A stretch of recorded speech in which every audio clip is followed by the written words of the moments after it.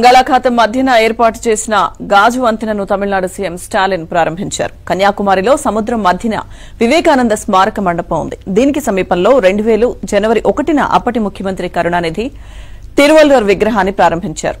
133 అడుగుల ఎత్తైన విగ్రహం ఏర్పాటు చేసి 25 ఏళ్లు అవుతుండటంతో సిల్వర్ జూబ్లీ వేడుకలు రేపటి నుంచి ప్రారంభం కానున్నాయి.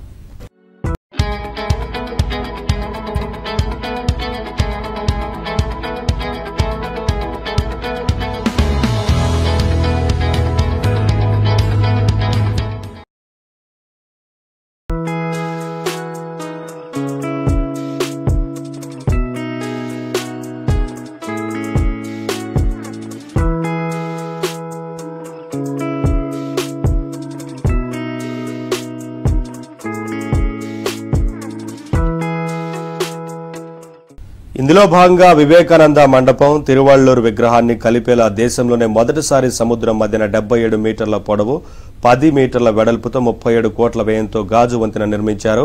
వివేకానంద స్మారక మండపం నుంచి తిరువళ్లూరు విగ్రహానికి పర్యాటకులు ఈ వంతెనపై నుంచి చేరుకోవచ్చు.